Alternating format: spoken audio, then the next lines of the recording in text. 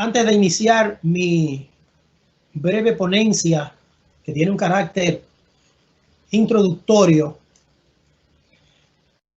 permítame leer una porción de la Escritura que está en el capítulo 2 del profeta Daniel, texto que siempre me identifico con él grandemente.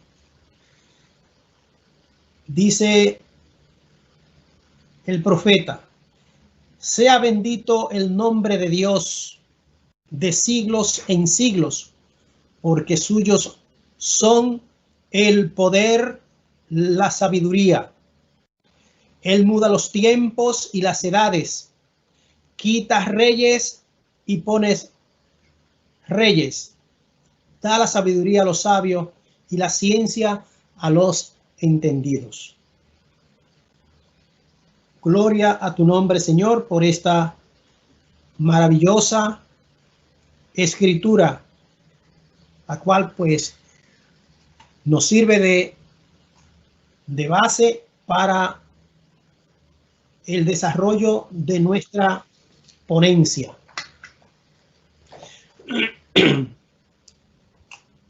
Es importante, antes de iniciar, siempre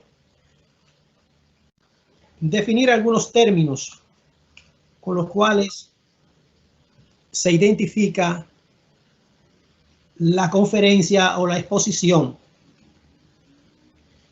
Hay dos palabras importantes: la palabra política y la palabra reforma.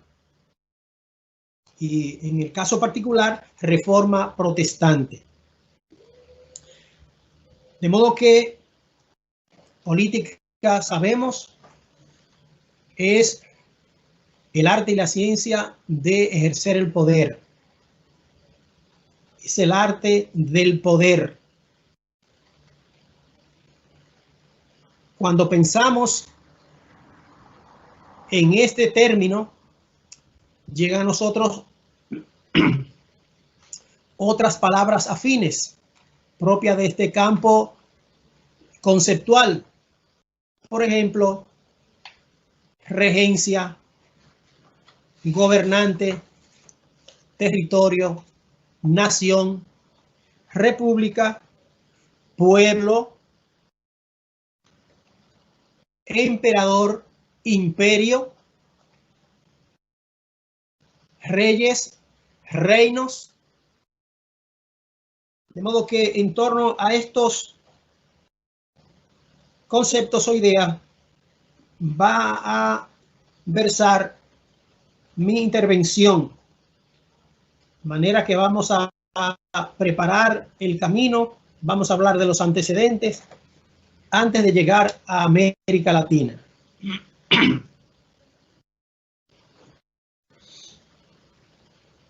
Tenemos que definir también el término reforma.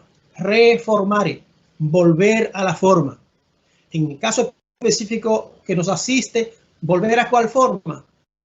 A la forma apostólica de la Iglesia, a la forma apostólica del Evangelio y de la práctica del Evangelio. Y cuando decimos reforma protestante, tenemos que dar una breve definición, tomando como base a Humberto Martínez, que introduce el prólogo, más bien, que en su prólogo de los escritos de Lutero a la nobleza alemana, define la reforma como una revolución religiosa en un siglo religioso que cambió la civilización occidental y que arrastró consigo los factores sociales, políticos y económicos. Bien, con esta base pues vamos a hacer un rápido paseo histórico por una serie de estadios de el acontecer humano en el ámbito cristiano a través de los siglos, empezando con el siglo I, tenemos que decir que el Hijo de Dios, hecho hombre, el Rey de Reyes y Señor de Señores, siendo aún niño, fue un factor de trastorno del ambiente político, porque inmediatamente Herodes se preocupó ante la noticia de que había nacido un rey. Luego en su ministerio también conmueve la sociedad en general, tanto a personas necesitadas y pobres, le impacta con su mensaje y con sus hechos prodigiosos, pero también crea una situación embarazosa para los líderes religiosos y políticos de esos años del ministerio del Señor. Y vemos también que con sus sufrimientos, con su muerte expiatoria, entonces conmueve, estremece los mundos de la oscuridad, los mundos de las tinieblas. Y sobre todo cuando resucita, porque ahí vence el enemigo de la humanidad, que es la muerte. Con su muerte vence el pecado y con la resurrección sella definitivamente su victoria y nuestra victoria. Pero su impacto sigue con el cumplimiento de la promesa en Pentecostés. Allí los discípulos son revestidos de poder. Y ese poder hace posible que 3,000 y luego llegan a 5,000 almas reciban al Señor. E inmediatamente todas esas personas que no eran de Jerusalén se expanden por el imperio romano llevando el evangelio. Luego se sumarán más adelante los apóstoles como evangelistas y misioneros. Bien. Es decir, que desde el siglo I todo el imperio romano fue impactado por el evangelio de Jesucristo. Fueron esas almas liberadas del poder del pecado. Pero hay algo importante. Tan pronto estas almas liberadas por el poder del evangelio entran en el escenario social, sucederá algo extraordinario.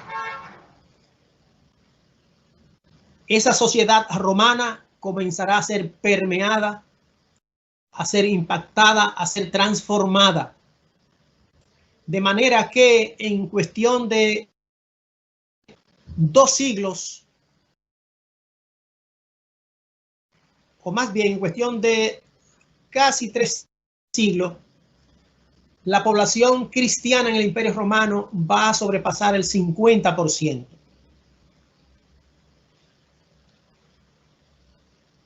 Pero lo interesante de esto es cómo la sociedad romana, por tal motivo, por este rápido crecimiento, va a ser impactada y transformada.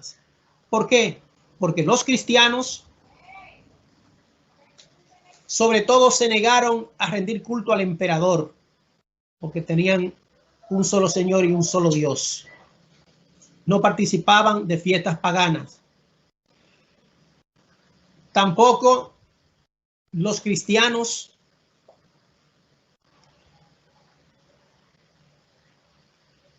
cometían ciertas barbaridades que cometían los romanos, por ejemplo, los infanticidios de niños con algunas taras, pues los romanos lo destruían, lo hacían matar. el maltrato a los esclavos, el trato a la mujer, todo esto fue cambiando progresivamente debido al impacto del Evangelio en la sociedad romana. El Imperio Romano empezó su decadencia política ya para los tiempos de Diocleciano.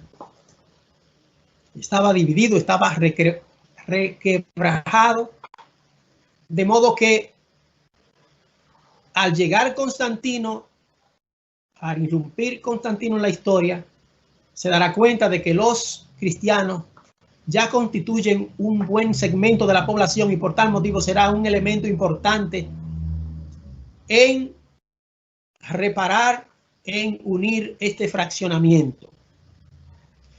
Y cuenta la leyenda que Constantino recibe señales del cielo, señales de Dios, de que por el nombre de Cristo, él vencerá en esas batallas que libraba con los generales. De modo que edicta un decreto o publica un edicto en el cual suspende la persecución de los cristianos. Y ya 12 años más tarde, en el 324, llama a todos los habitantes del imperio a hacerse cristianos. De modo que ya vemos un impacto en la política de parte del cristianismo. Este es un punto de debate de cuán bien le hizo este hecho de Constantino a hacerse cristiano y de llamar a todos a hacerse cristianos, porque realmente obró para bien en muchas ocasiones, pero también veremos cómo obrará para mal. Ya que el Señor, nuestro Señor Jesucristo, estableció una marcada separación entre Estado e Iglesia. Para que veamos cómo empezó a afectar la cristiandad, tan pronto Constantino traslada la capital del imperio a Bizancio, y tan pronto, ya años más tarde, 380, Teodosio divide el imperio, ya ahí estaba anunciada la división de la cristiandad, sumándose distintos elementos doctrinales. La cristiandad terminará dividida en el 1054, en el cisma de Oriente.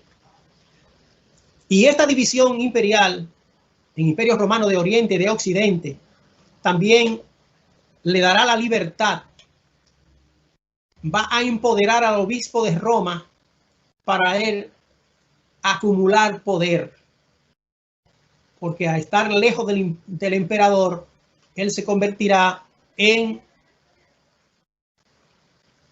el líder tanto eclesiástico como político, porque también algunos obispos, por ejemplo, en el caso sobre todo de León I, le tocó persuadir, dialogar, convencer con líderes de los pueblos bárbaros que ya estaban cambiando la población de la Europa del Imperio Romano de Occidente. Se considera a León I como el que da inicio al liderazgo papal. De ahí en adelante, entre los más destacados está él, estaría Gregorio Magno I, pero sí hay que resaltar lo siguiente, que esa ambición del poder del papado romano, del obispo de Roma, sería la gran tragedia para la cristiandad de Occidente y para el pésimo testimonio que ante el mundo comenzó a dar la Iglesia católica romana latina de Occidente. Por otra parte, la iglesia ortodoxa griega oriental, esa por otro lado, esa parte de la cristiandad quedó cautiva por el poder de los emperadores de Bizancio o Constantinopla y de todos los jefes de Estado que han pasado por los países de la iglesia ortodoxa hasta el día de hoy.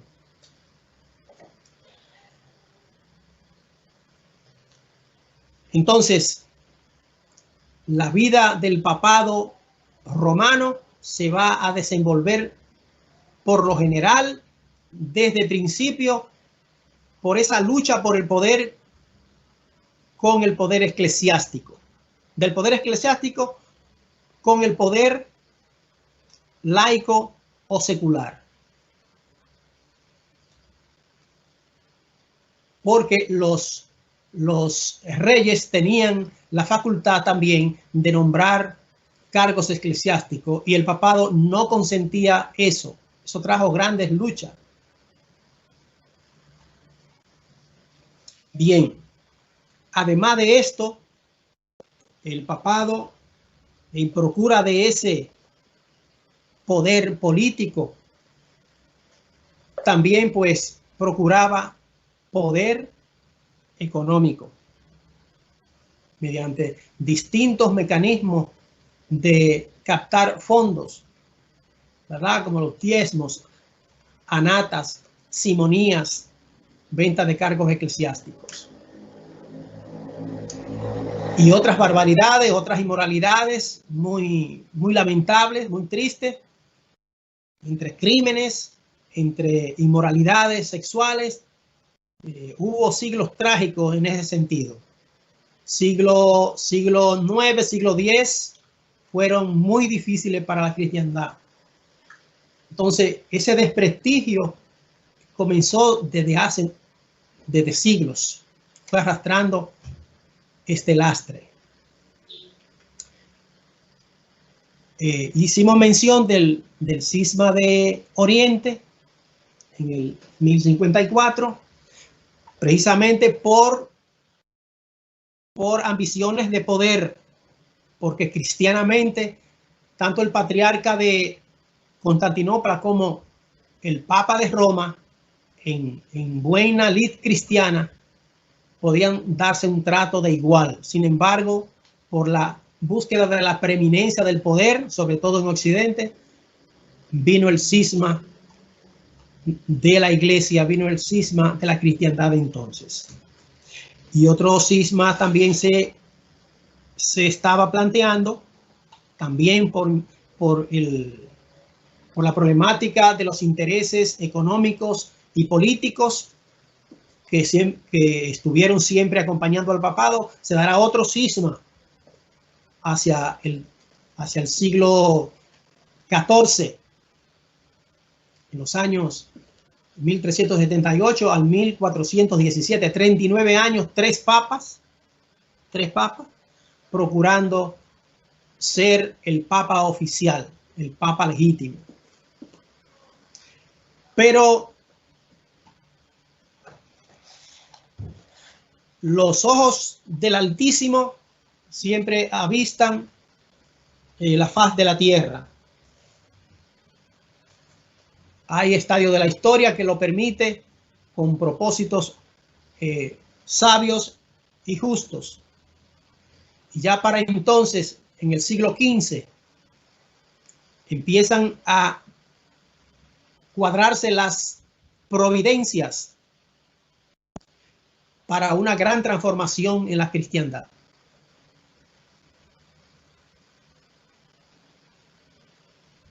Hagamos mención previamente de una providencia de suma importancia que fueron los trabajos hechos por Pedro Baldos en Francia, John Wycliffe en Inglaterra y Juan Hus en Bohemia, lo mismo que Jerónimo de Praga y otros pre-reformadores que fueron despertando la cristiandad de Europa como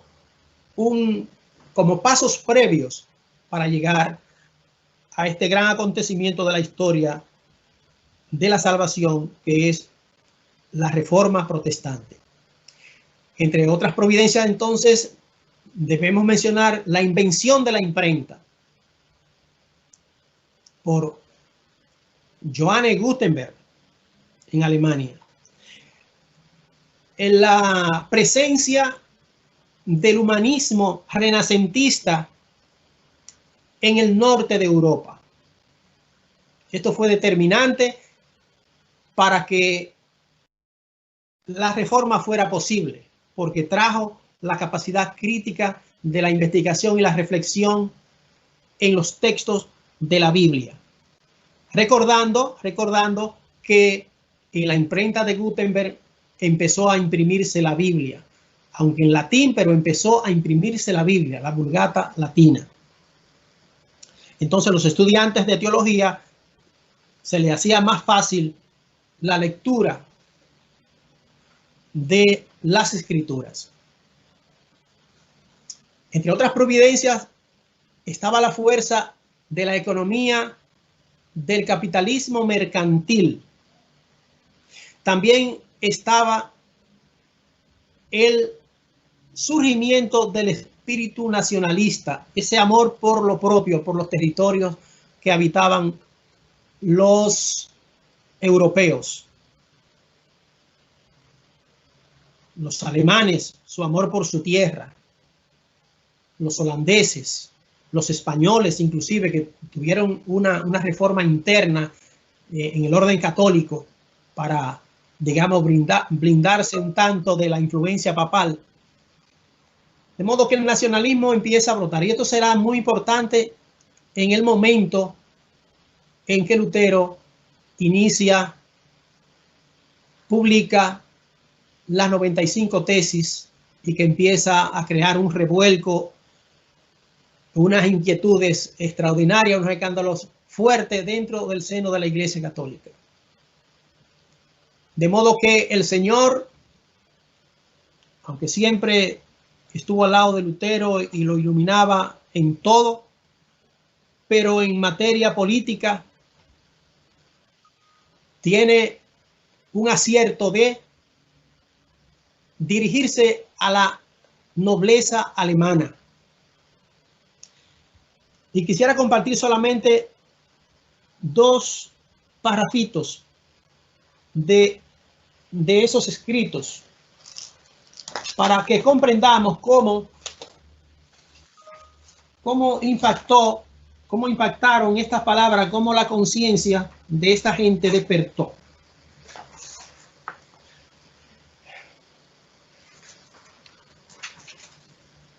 Cito el siguiente texto.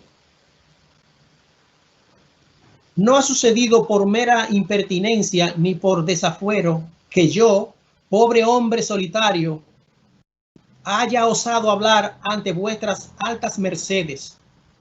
La miseria y el gravamen que pesan sobre todos los estados, máximes sobre los países alemanes, me han movido no solo a mí, sino a cualquiera para gritar con frecuencia y pedir auxilio. Ahora también me ha obligado a gritar y a clamar para ver si Dios quiere dar a alguien el espíritu de socorrer a la miserable nación. Y este otro párrafo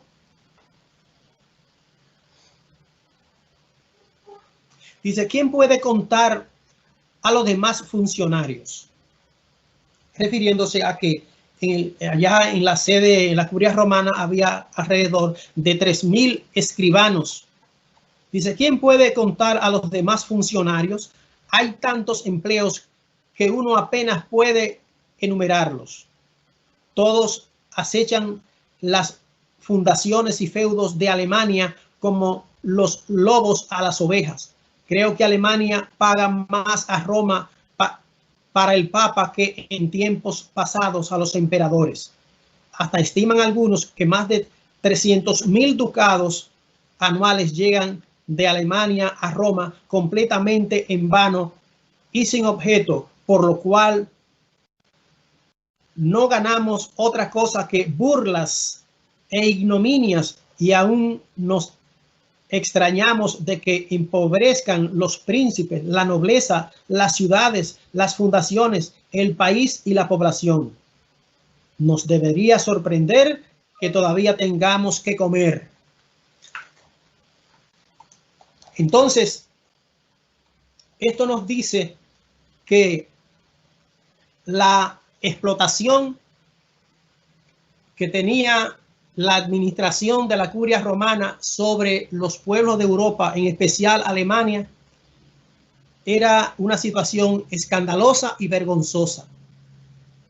Y este punto, el monje agustino Martín Lutero supo aprovecharlo cuando se presenta la crisis con la Iglesia Católica. Y todo el pueblo alemán, y tantos nobles como personas menesterosas, campesinos, se dan cuenta de esta explotación.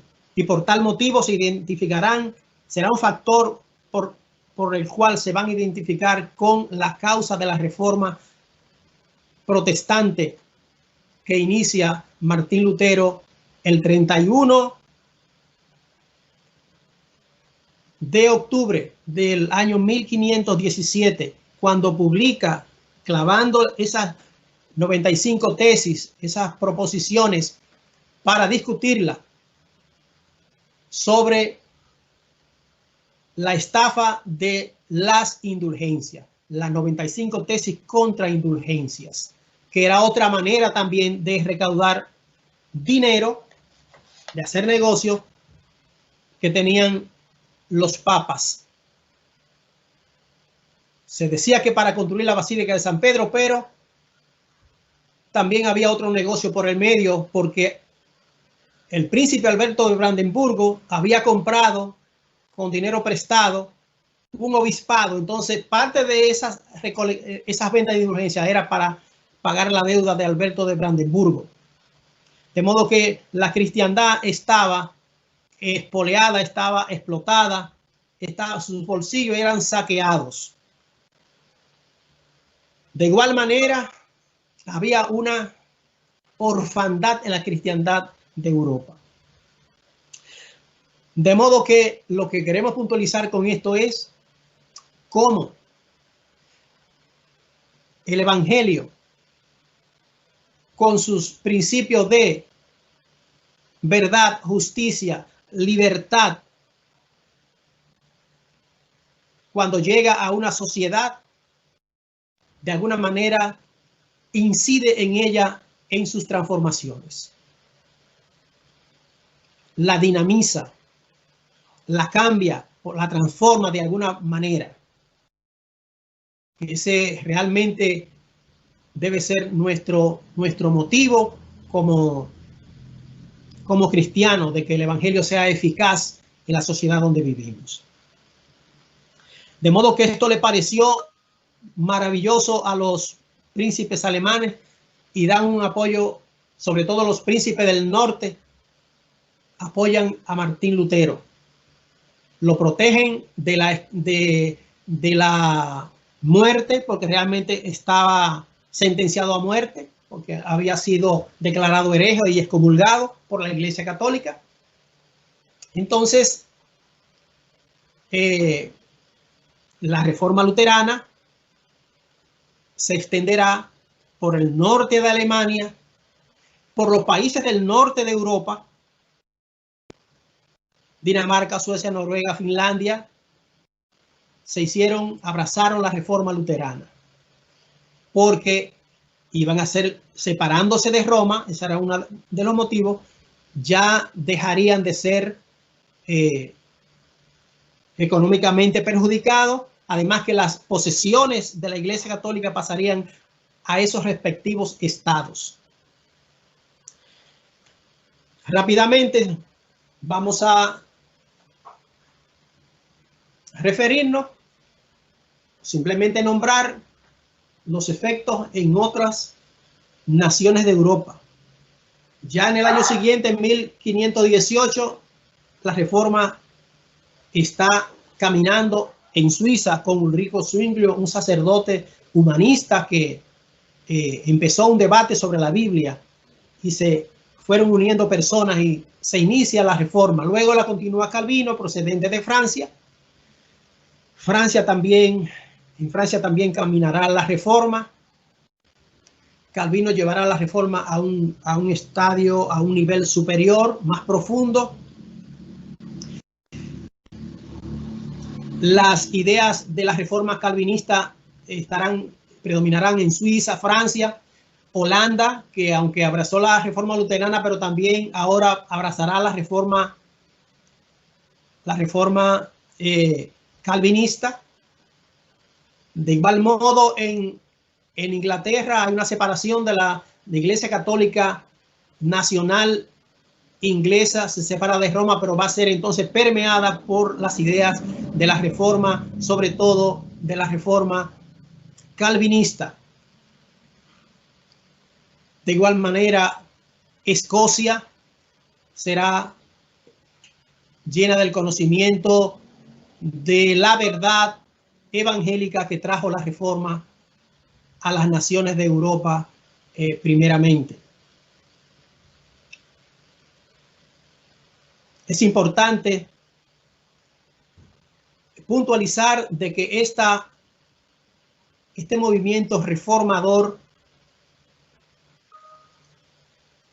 trae consigo un poder, una inquietud especial en las almas que reciben el impacto de la verdad. Y la reforma se irá avanzando y profundizando. Vemos cómo Calvino avanza un paso más en la reforma, la hace más bíblica, más profunda, más sistemática, más comprometida. De igual manera, los protestantes o reformados calvinistas que llegan a Inglaterra van a luchar permanentemente para purificar, y el nombre de puritanos, la iglesia con la reina Isabel, la cual es más tolerante. Luego llega Jaime I, ya hay la tolerancia baja considerablemente, hay persecución, con Carlos I hay persecución. Y debo hacer la puntualización ahora, en este punto, aquí en este momento, de que precisamente en los días, en el reinado de Jaime I, donde salen por la persecución los puritanos que luego llegarán a Norteamérica. Primero van a Holanda y a distintas naciones, pero ese grupo que fue a Holanda, establecido en Leiden, luego saldrá para Norteamérica en el barco Mayflower y se van a constituir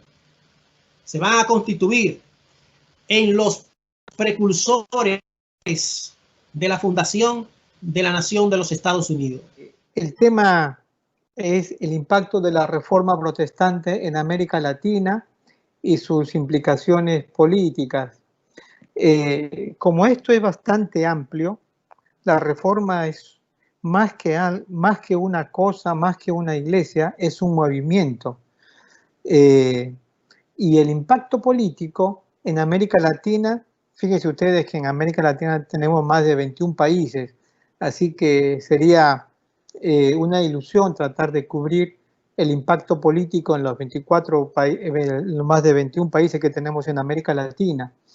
Entonces, yo voy a seguir este orden. Primero voy a hacer una introducción sobre la reforma como un movimiento y no como un hecho. Segundo, voy a plantear estos temas el aspecto político de la reforma y luego voy a hacer unas reflexiones finales en donde vamos a aterrizar con estos temas de la reforma en América Latina, ¿sí?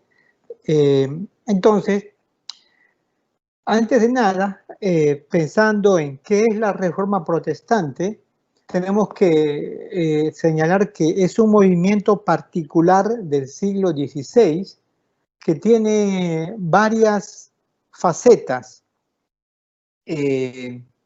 o al menos que empezó en el siglo XVI. La primera es que tenemos que entender que en el siglo XVI ocurren o se dan dos facetas primeras de la reforma del siglo XVI, la reforma magisterial y la reforma radical. La magisterial es aquella que fue liderada por clérigos. Segundo, estuvo aliada al poder temporal, el Estado. Y tercero, que buscó efectivamente la reforma de la Iglesia Católica Romana. Esas tres características identifican a la reforma magisterial. La reforma radical, también del mismo siglo, surge desde las congregaciones y no tanto desde los clérigos, aunque hubieron clérigos líderes de la reforma radical. Segundo, la reforma radical estuvo separada del poder temporal, de los estados, aunque inicialmente también buscaron la protección del Estado, de las ciudades, pero realmente las ciudades no asimilaron la propuesta de ellos porque no les parecía conveniente. Y tercera característica de la reforma radical es que busca ser una iglesia desvinculada de la Iglesia Católica Romana. No busca reformar la Iglesia Católica Romana. ¿Ok? Pero en el primer grupo están obviamente las iglesias llamadas históricas, como la iglesia luterana, la iglesia presbiteriana, reformada, anglicana, mientras que con el grupo de la Reforma Radical están los grupos anabaptistas, menonitas y los bautistas, que surgen cerca de 80 años después, en 1609. Pero hay que señalar algo que es muy importante y que no se entiende a veces muy bien. La reforma de la Iglesia no comenzó ni con Lutero, ni con Calvino, ni con Zwinglio, ni con los anabaptistas. La reforma de la Iglesia, como les acabo de señalar, y hay que entender esto de manera histórica, fue un movimiento dentro de la Iglesia Católica que empezó en el siglo XIII. Habían ya grupos que querían reformar la Iglesia porque veían que la Iglesia en su estado actual tenía vicios en los aspectos que ha señalado el profesor Betrón, en la parte moral, en algunos temas adicionales más. Realmente la Iglesia tenía varios desafíos en ese tiempo. Entonces, la reforma de la Iglesia fue un movimiento empezado en el siglo XIII, pero no prosperaba debido a distintos temas más bien de carácter de política eclesiástica. Entre clérigos había un sentimiento de la necesidad de una reforma. Por eso, cuando surge la reforma, propiamente en el siglo XVI, nosotros encontramos que en el caso, por ejemplo, de Zwinglio, que es contemporáneo a Lutero, Zwinglio hace su reforma en Zúrich con el apoyo de todos los clérigos, con el apoyo del obispo de Constanza, con el legado papal, con los más altos jerarcas de la Iglesia Católica en la región. De hecho, Zwinglio se opone a las indulgencias no porque él quisiese, sino porque el obispo de Constanza se lo pide. El obispo, el brazo derecho del Papa en esa región. Entonces, había ya un movimiento previo que señalaba no solamente aspectos que habían que reformar como las indulgencias, pero también cosas teológicas sobre el lugar de Cristo en la redención, el lugar de la fe, el lugar de las escrituras. Estas doctrinas que a veces nosotros con mucho orgullo y reclamamos como de tradición protestante, lo cierto es que ya habían sido reclamadas por otros. Ahí tenemos a Erasmo de Rotterdam, tenemos a Wittenberg, tenemos a distintos teólogos de aquel tiempo que eran católicos, que buscaban la reforma de la iglesia, pero que obviamente no tenían una visión como la que después mostraron los reformadores. Por eso que en un momento concreto rompen los reformadores con esta tradición del movimiento reformado, de reforma dentro de la Iglesia Católica. Rompen con Erasmo, aunque Wittenberg abraza la reforma y demás. En fin, esto es importante aclarar cuando hablamos de la reforma, ¿sí? Dos puntos más. Se habla en historia de la Iglesia el movimiento de la tercera ola de la reforma, iniciada con grupos de siglos posteriores, en donde encontramos allí a los pentecostales y demás, grupos carismáticos. Entonces, y hay un grupo adicional que también algunos los incluyen a los grupos neopentecostales que son más recientes. Algunos historiadores dicen, no, este último grupo y el grupo de los pentecostales no deberían de ser contados entre los grupos de la Reforma. Algunos historiadores los incluyen y los reinterpretan y justifican su inclusión debido a razones históricas y a razones teológicas. En fin, cualquiera sea la postura, solamente quiero que ustedes sepan que cuando hablamos de reforma, hablamos de un movimiento que inició no en el siglo XVI, sino había iniciado casi 3 siglos antes en la Iglesia Católica, pero que se concreta de manera oficial y de una manera mucho más drástica en el siglo XVI con Zwinglio, con Lutero, con Calvino, con Enrique VIII allá en Inglaterra, y luego se va extendiendo, como ya presentó el hermano Bretón hace un momento. Pero esta reforma tuvo muchos mensajes y quiero señalar esto porque nosotros normalmente enfatizamos la reforma como un mensaje teológico, como un hecho de la Iglesia, como una reforma eclesial, una reforma espiritual. Y eso es cierto, pero si nosotros no entendemos la reforma como un movimiento, perdemos de vista todo aquello que había en el siglo XVI y en los siglos previos. ¿Qué había? Por ejemplo, un deseo de cambios en el aspecto de la educación, que es el primer tema que voy a tratar.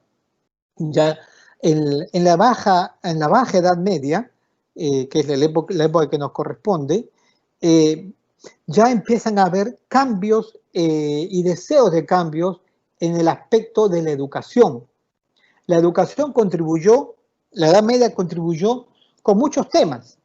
Proveía la educación para los hombres y la educación para las mujeres de manera muy seleccionada. Por ejemplo, tenías que ser la hija de un rey o la hija de un príncipe o de uno que estaba en una situación política muy elevada como para recibir educación siendo mujer. La Reforma, con Lutero y los demás, lo que hacen es, en primer lugar, hacen que la educación sea obligatorio para todos, para hombres y mujeres. Y era una obligación, y fíjense cómo era la obligación, que si los padres no enviaban, eran censurados y podían ser disciplinados. Entonces, el primer cambio que hace la reforma en este tiempo, el siglo XVI, es hacer la educación obligatoria para todos, universal. Segundo, incluye a las mujeres, a todas, y no de un sector social particular. Y una tercera cosa, que es del Estado. El Estado es responsable de proveer la educación, no la familia, no la iglesia. Esto a nosotros nos tiene que hacer pensar, porque hoy en día prácticamente el mundo contemporáneo ha privatizado tanto la educación que prácticamente el Estado se le ve como que no tiene que inmiscuirse, sino más bien proveer y abrir los espacios para que haya educación privada, y no toma las riendas de su responsabilidad social respecto a la educación. Otro aspecto que hay que señalar en la reforma de este tiempo es el espíritu renacentista, el espíritu humanista, es decir, la manera de estudiar, la manera de profundizar. La reforma en aquel tiempo innovó en métodos, innovó en el orden curricular, y más aún dijo que no había que castigar a los niños que no aprendían, sino que había que estimularlos y usar distintos métodos, pero dejar lo que se usaba en toda la escolástica. Otro aspecto importante en la educación de la reforma es que, fíjense ustedes, y esto lo contribuye la reforma radical y no la reforma magisterial, y es que la reforma radical son pioneros, son los primeros en la educación preescolar, porque durante la Edad Media y con la reforma magisterial se enfatizó y se trabajó la reforma de la educación desde la educación primaria, pero los que comenzaron a dar educación preescolar fueron los anabaptistas, y a ellos les debemos ese modelo. Luego vendrá los grandes programas de preescolares alemanes que se popularizan, pero a los reformadores radicales le debemos el modelo de la educación preescolar. Otra cosa que enseñaban los reformadores de aquel tiempo es la importancia de un saber, si bien es cierto, de contenido religioso, porque hay que decir que Lutero, Calvino y Zwinglio y los demás en Inglaterra, Enrique VIII y demás, no salieron ellos del modelo de una cristiandad. Por más que rompieron con la cristiandad católica, Lutero fundó una cristiandad luterana, lo mismo Calvino y lo mismo en Inglaterra. De modo que en los planes de estudio, si bien eran innovadores, no estaban en condiciones todavía, vamos a decir, filosóficas, como para dejar de enseñar religión en las escuelas de los estados, sino que incluyeron la enseñanza de la religión, obviamente la versión protestante. Pero así como enseñaban ellos religión cristiana, protestante, ellos, por ejemplo, fíjense ustedes, decían, se les tiene que enseñar en los años posteriores, ya en los grados secundarios y demás, idiomas bíblicos, de modo que cuando uno egresaba, uno tenía un saber impresionante, Estamos hablando del siglo XVI. Ellos enfatizaban de que uno aprendiese 1, 2, 3 idiomas. Nosotros apenas hablamos el castellano. Y han pasado 500 años de la reforma de la educación. Algo ha pasado en América Latina que tenemos nosotros que rever. En fin, entonces la reforma en la política educativa fue bastante importante o muy importante, al punto que por los siguientes 3 siglos de la historia de Universal, donde habían iglesias en los estados, donde habían iglesias protestantes, luteranas, reformadas, etcétera, el nivel educativo era superior a los estados donde dominaba la Iglesia Católica. Esto es un dato muy importante. Por los siguientes 3 siglos. Entonces, por eso que hasta ahora hablamos de los estados protestantes en Europa, en Estados Unidos, pero en América Latina la cosa fue diferente. En fin, bueno, pasemos ahora a ver con respecto al tema de la salud. Con respecto al tema de la salud, entramos aquí, o a las políticas sanitarias, entramos a un tema muy particular, porque la reforma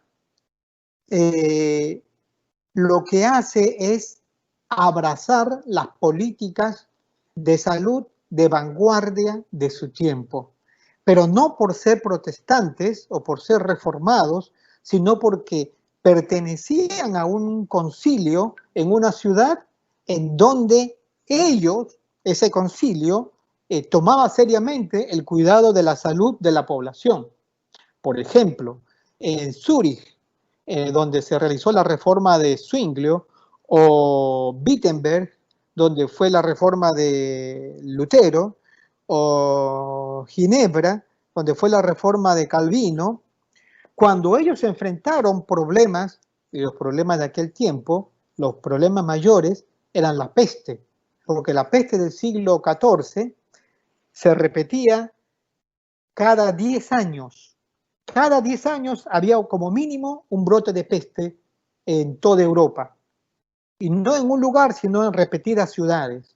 De modo que, por ejemplo, en Wittenberg, donde estaba Lutero, Lutero experimentó 5 pestes, 5 periodos de pestes. Zwinglio, 2 veces. Calvino, algunas veces también allí en Ginebra. Pero, entonces, la respuesta de ellos fue a abrazar las políticas más adelantadas que existían sobre la salud en la región, que no la originaron ellos, sino la originaron las ciudades del norte de Italia, Florencia, Milán, Venecia, que en ese tiempo eran estados, ¿sí? Ciudades-estados de vanguardia. Por eso que cuando llega, por ejemplo, la peste en estas 3 ciudades, ellos responden a rajatabla y sometiéndose a las normas que determina esa comisión o ese comité de salud que tenían los concilios de la ciudad ya en el siglo XVI. Entonces, fíjense ustedes, cuando llega la peste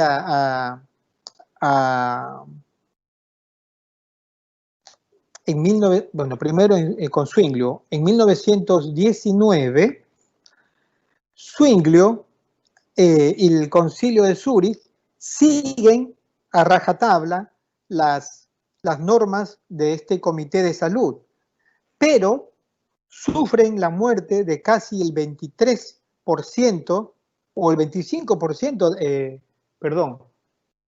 casi el 30% de la población. ¿Por qué? No por haber seguido las líneas de las políticas de salud del concilio, sino porque la ciudad de Zúrich estaba sobrepoblada. Tenía cerca de 6.000 personas. Estamos hablando en 2019, perdón, 1519. Una ciudad sobrepoblada. En el caso de... Entonces, esto nos da a nosotros pautas para cómo tratamos nosotros la pandemia actual. En el caso de Lutero, en Wittenberg, aunque suena importante, tenía una universidad, pero tenía una población chica. Cuando llega Lutero en el 2000, en 1510, Wittenberg tiene 2.000 personas. ¿Sí? Para el 27, cuando tenemos el impacto más fuerte de la peste allí, probablemente tendría 4.000 menos. Pero, fíjense ustedes, hay menos muertes, mucho menos, cerca del 10%. Menos del 10%, perdón, frente al 30% de Zúrich. ¿Por qué? Porque la ciudad no estaba sobrepoblada.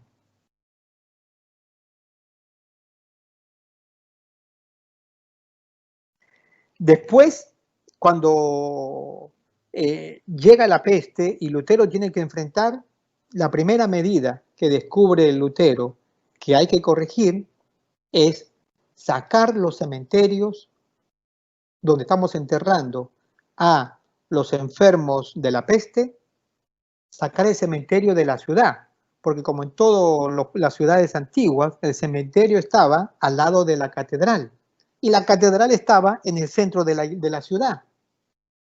Y entonces se creía que el contagio venía por lo que se llama la teoría aerista, que la gente se contagiaba por el olor, que sí, por eso se purificaba y por eso se usaban productos para cambiar el olor, aromizar, inciensos, etc. Sin embargo, en esta época no hubo mayor, vamos a decir, contribución propia de la reforma. Si algo tenemos que decir de la reforma, es que la reforma, en lugar de rechazar a la ciencia, la abrazó con los dos brazos. Esto es clave. Esto es muy importante. Porque en todo el siglo XVI, XVII, XVIII, donde hubieron muchas pestes y brotes de la peste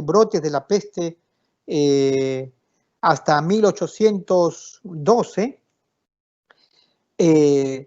pestes en distintas partes de Europa occidental, Europa del Este, en el África, etc., en Arabia también.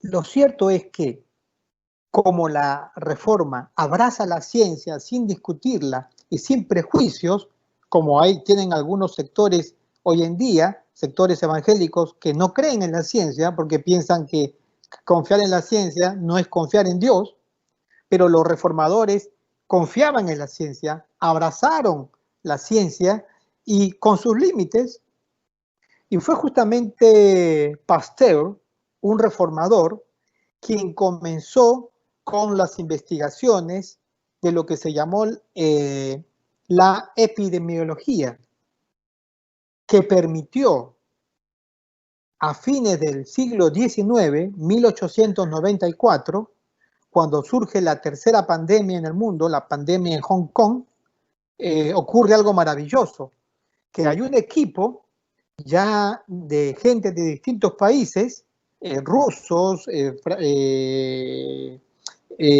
japoneses y franceses, suizos, que estaban trabajando en el asunto de todo lo que era la epidemiología. De modo que cuando surge la peste, la tercera pandemia, ellos descubren en qué consiste esa bacteria que produce la muerte, la peste de la cual tanto se ha hablado, ¿no? La Yersinia pestis. Pero para nosotros, porque no es una clase sobre la pandemia, para nosotros es importante saber que esto fue como un resultado del empuje de Pasteur, que era un reformado que abrazaba la ciencia de aquel tiempo y se dedicaba a la investigación de las infecciones. Por eso que la tercera pandemia, fíjense ustedes, cuando llega puede ser, ocurre, o mejor dicho, produce menos muertes que en siglos anteriores. Con respecto al siguiente tema, a la economía, porque el tiempo ya nos está corriendo, déjenme hablar 5 minutos de esto y 5 minutos del otro. La economía en la reforma cambia. Un aspecto para entender los cambios en la economía, primero, tiene que ver con que los discursos de los reformadores, por lo menos en Zwinglio, es muy marcado. Zwinglio, desde el siglo, mucho antes que Lutero, empieza a hablar de la pobreza y de la necesidad de que el concilio de la ciudad y que la iglesia no cargue a los pobres con más impuestos, con más cargos, sino que más bien tienen que aflojar. Entonces ellos, Zwinglio separa los obligatorios de los optativos. Entonces dice, hay algunos tributos que deben de ser optativos. Depende de la condición del ciudadano. ¿Por qué? Porque él dice, tenemos que ser sensibles a la pobreza de la gente. Por otro lado, cuando Zwinglio, Lutero hacen su reforma, y son ellos contemporáneos, uno de los efectos es vaciar los monasterios, es decir, ya los monjes que salgan, que se casen si quieren y que trabajen, porque eso es parte de la vida sagrada. La vida sagrada no está en los monasterios ni en las iglesias, la vida sagrada está en el mundo, está en la sociedad. Por eso se dice que la reforma redime el mundo, redime los oficios mundanos y las ocupaciones cualquiera. Lutero va a decir, cuando yo cambio el pañal de mi hijo, estoy sirviendo a Dios. Cosa que en la mentalidad de la iglesia antigua, pues sería casi una ofensa. Pero Lutero no lo dice de manera figurada, sino que Lutero está diciendo, servimos a Dios en todas las facetas de la vida. Entonces, con estas enseñanzas, los monasterios se desocupan y entonces los monjes tienen que comenzar a trabajar y tienen que comenzar a producir. Segundo, tercera cosa, ellos, los reformadores, van a decir, es necesario que no solamente tengamos fe, sino que también vivamos después de nuestra fe como cristianos de la manera que corresponde a un cristiano. ¿Sí? ¿Qué quiere decir esto? Esto quiere decir mucho, suena muy simple, pero es mucho más profundo, porque en la época de la Reforma el mundo estaba preparado y acondicionado, para que el mundo tuviera pobres. Desde la Edad Media, desde el siglo V, VI, VII, se había acomodado el sistema para que haya pobres. Entonces los cristianos tenían que hacer obras de caridad. ¿Obras de caridad qué significa? Dar limosnas.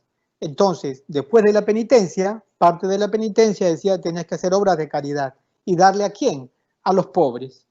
Entonces, el sistema estaba armado de tal forma que la caridad era parte de las buenas obras que funcionaban para la redención de los pecados del pecador, valga la redundancia. Cuando vienen los reformadores y dicen, no, solamente somos salvados por la fe, no hay que dar limosnas o caridad a los pobres para ser perdonados o redimidos, pero hacen algo que es mucho más importante que las obras de caridad. Van a decir, en el sentido de cambio de economía me refiero, van a decir, cada persona sirve a Dios en su trabajo y entonces tiene que servir de la manera más adecuada, más perfecta, más sana y de la mejor manera. Si usted es un herrero, tiene que hacer y producir lo más que pueda. Si usted es un carpintero, tiene que producir lo más que pueda. Entonces, toda la economía empieza a cobrar una nueva manera de funcionar, un nuevo auge, una nueva perspectiva. Adicional a esto es que, si bien es cierto, en la Edad Media se condenaba la usura, se legitimó políticamente y jurídicamente la ganancia, pero se condenaba la usura, pero paradójicamente la usura estaba en todas partes, incluyendo en la iglesia. Los reformadores, con Calvino y otros, van a regular las ganancias y van a decir, hay que ganar y se puede ganar, ¿por qué? Porque es resultado de nuestro trabajo, ¿sí? Aunque no desmedidamente, como algunos lo han interpretado. Entonces la economía de ese siglo cambia debido no solamente a esto, sino también a los cambios en la reconfiguración política de la región. Pero ya el tiempo nos vence y déjenme hablar del último tema que tiene que ver con la libertad religiosa y los derechos humanos. Fíjense que los reformadores, todos, empiezan diciendo de que cada persona puede leer las escrituras e interpretarlo libremente, sin necesariamente pedir la explicación de ella a la iglesia, como la iglesia enseñaba en aquel tiempo. La iglesia decía, el magisterio y la tradición ofrecen la comprensión o la interpretación adecuada de las escrituras. Entonces, los reformadores van a decir, no, cualquiera puede leer las escrituras.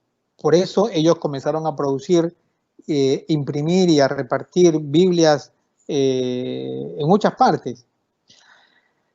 Este pequeño gesto empieza a desarrollar el sentido de cierta autonomía en el ser humano para pensar por sí mismo sin pedir permiso a la iglesia para pensar.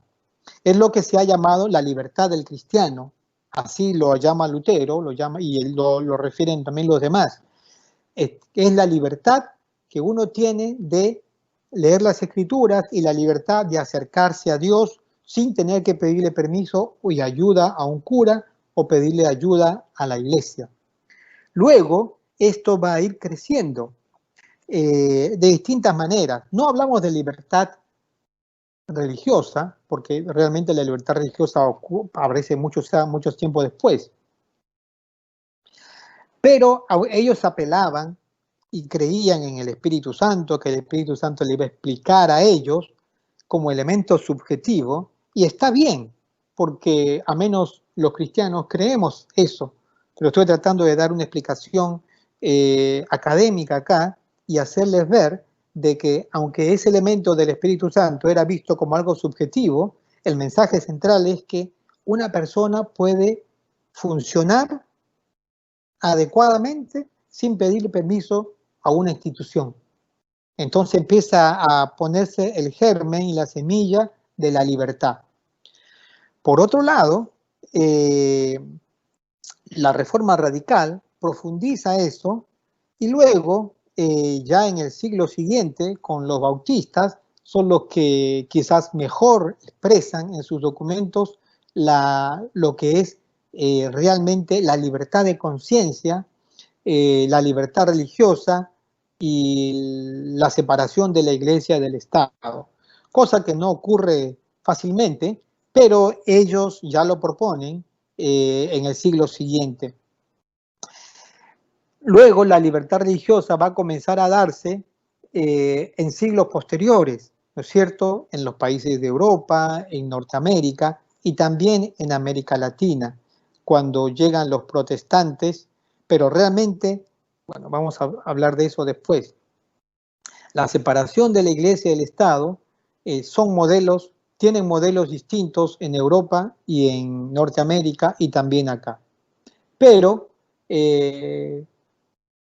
los derechos humanos no aparecen en la Reforma para nada, sino los derechos humanos son una cosa que aparece en el siglo XX, en el siglo pasado. Y voy a referirme a esto en este momento, en unos 5 minutos, cerrando ya esta parte, cómo esto se aplica en América Latina y cómo lo hemos vivido en América Latina.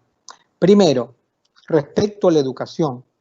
Cuando llegaron los grupos protestantes a América Latina, los más antiguos los encontramos allí en las islas del Caribe, en Brasil, Uruguay, Argentina y demás. Pero cuando ellos llegaron, cuando llegan los protestantes, llegan con dos modalidades. Uno, como migrantes que se trasladan y vienen con su pastor, que luego forman las iglesias de trasplante, ¿sí?, las iglesias trasplantadas. Y luego los que vienen específicamente a hacer un trabajo de misión son las iglesias misioneras realmente, o sea, protestantes que vienen a establecer iglesias. Tenemos que diferenciar a estos porque si no los confundimos. El tema es que los que vinieron a trabajar se dieron cuenta que América Latina en ese tiempo, en las nuevas repúblicas, era un conflicto de distintos tipos. Estaban los conservadores y los liberales. Los conservadores que querían mantener el poder de la Iglesia católica en el Estado y querían ser una continuación de la época republicana en términos de Iglesia y Estado, solo que separados de España.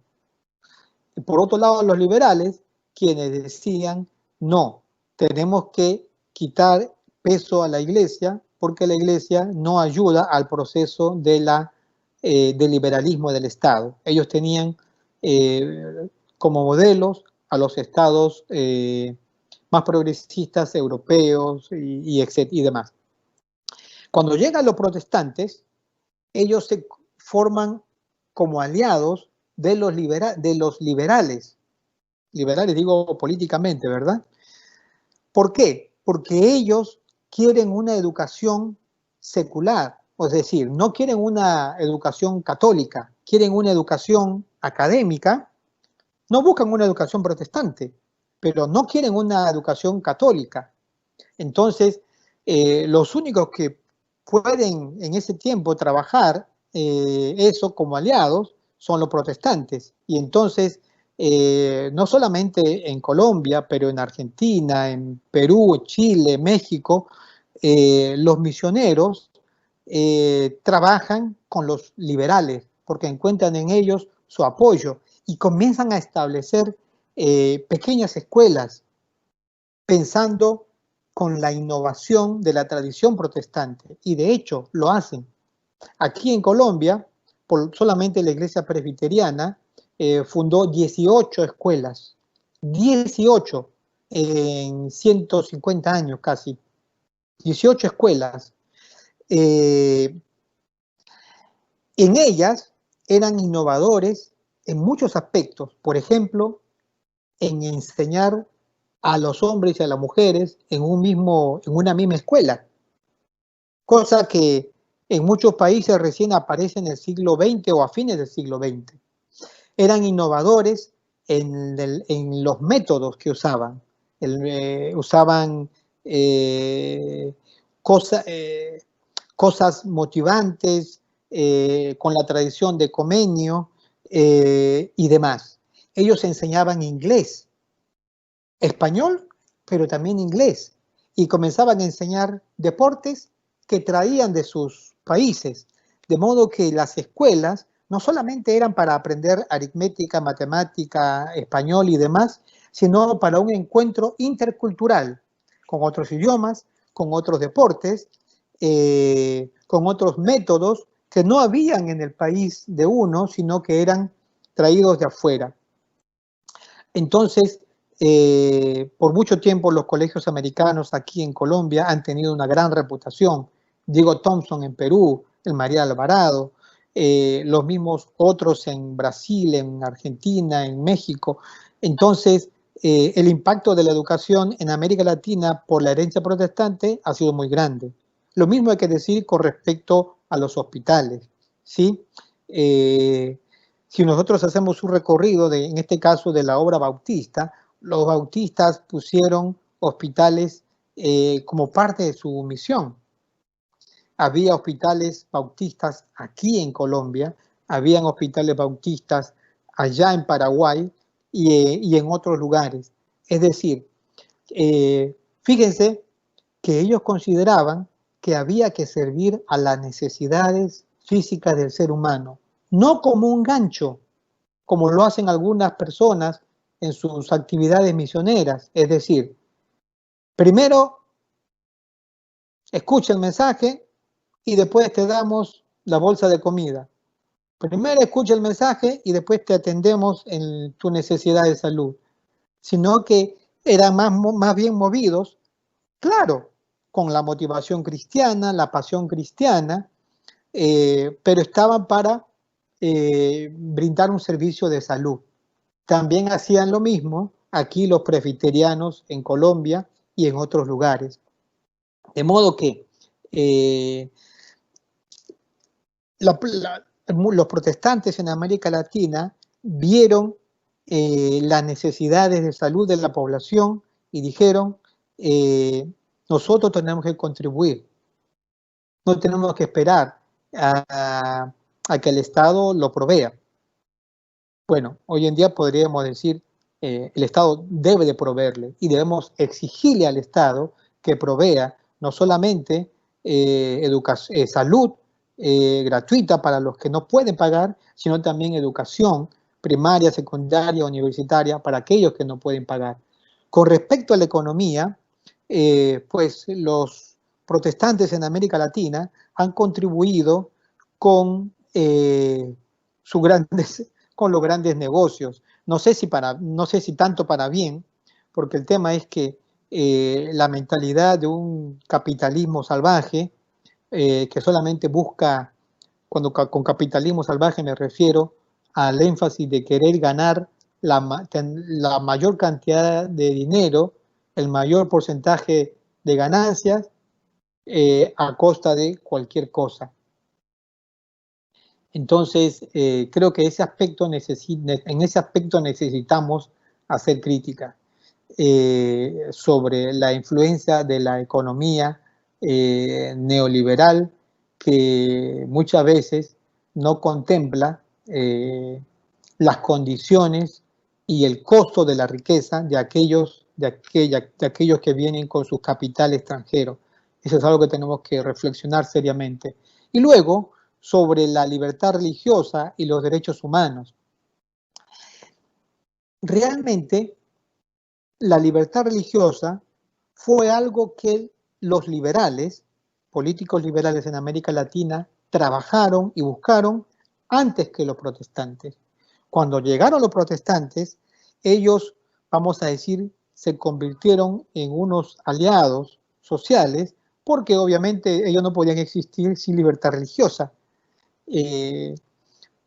Pero la presencia de los protestantes en América Latina, con su discurso de la dignidad humana, con su discurso de el derecho a compartir la fe, con las impresiones de Biblias y de tratados que repartían, lo cual significa libertad de prensa, que es parte de la libertad, de las libertades también, así como también la libertad de proclamar, comenzaron a a pesar en la sociedad, así como también la libertad para tener propiedades, porque las leyes del concordato, el concordato es el estado jurídico que sella el Estado con la Iglesia Católica, de modo que no están unidos, pero la Iglesia Católica es la oficial, el Estado le da mucha preferencia, la educación sería católica,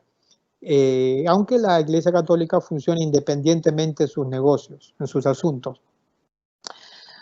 Pero los grupos protestantes no tenían esta libertad, entonces había una desigualdad. Entonces, los grupos protestantes en todos los países, Perú, Argentina, Brasil, Colombia, Venezuela, México y demás, siempre sufrieron persecución religiosa, ¿sí? Aquí en